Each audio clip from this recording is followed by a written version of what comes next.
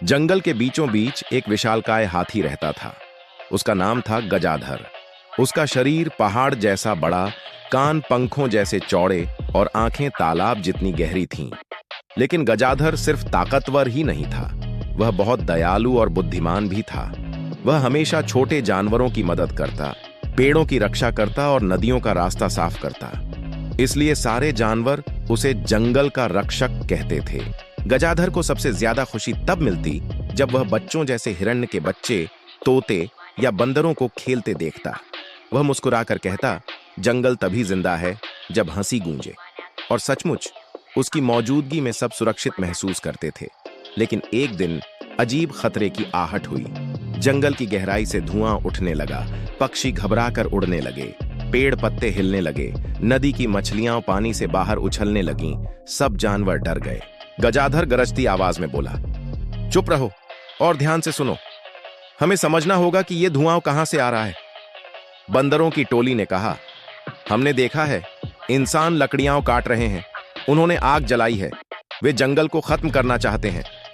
जंगल में सन्नाटा छा गया, सबकी सांसें रुक गईं। गजाधर की आंखों में गुस्से की चमक आई, लेकिन साथ ही चिंता भी। वह जानता था कि इंसान ताकतवर होते हैं, लेकिन वह यह भी जानता था कि अगर हिम्मत और समझदारी हो तो सबसे बड़ा दुश्मन भी दोस्त बन सकता है। गजाधर ने फैसला किया, मैं इंसानों से बात करूंगा, पर अगर वो नहीं माने तो हम सब मिलकर जंगल को बचाएंगे। अगली सुबह गजाधर धीरे धीरे इंसानों के शिविर की ओर बढ़ा। पेड़ों के पीछे से खरगोश झांक रहे थे, बंदर उसकी पीठ पर बैठ गए, तोते आसमान में मंडराने लगे। पूरा जंगल उसकी यात्रा देख रहा था। जब गजाधर शिविर पहुंचा तो इंसान उसे देखकर घबरा गए। कोई बोला, हाथी आ गया। कोई चिल्लाया, भागो। लेकिन गजाधर ने शांत स्वर में कहा, डरो मत, मैं लड़ने नहीं, बात करने आया हूं।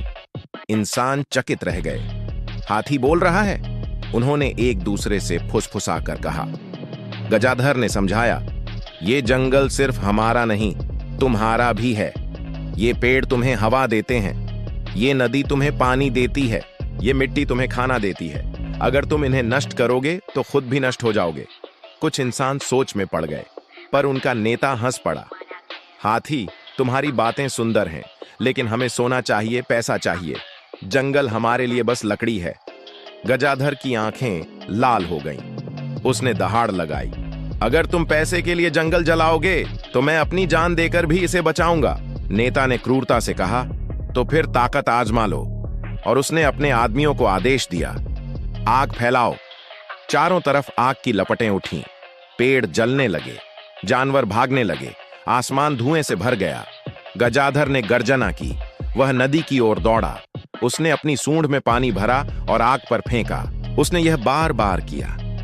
बंदर टहनियों से पानी की बाल्टियां भर लाए, तोते अपनी चोंच में बूंदें लाकर छिड़कने लगे, खरगोश पत्तियों को भिगोकर लपटों पर फेंकने लगे।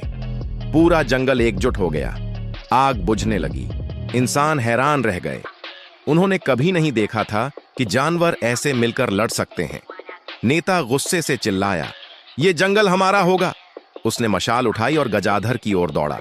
लेकिन तभी गजाधर ने अपनी सूंड उठाई।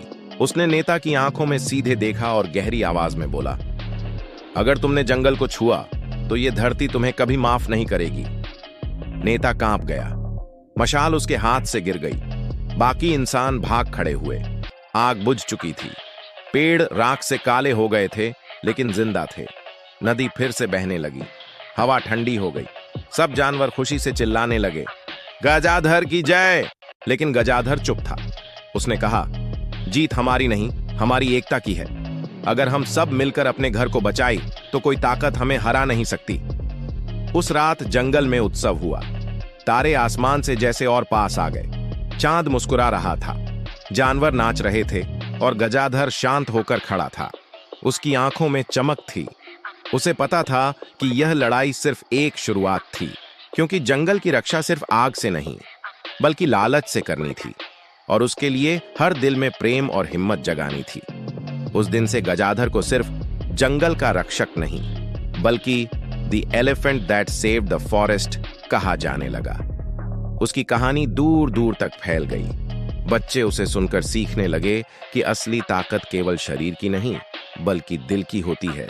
कहानी का राज यह था कि जब सब मिलकर एक हों, तो सबसे बड़ी आग भी बुझाई जा सकती है, और जो अपने घर की रक्षा करता है, वही असली हीरो होता है।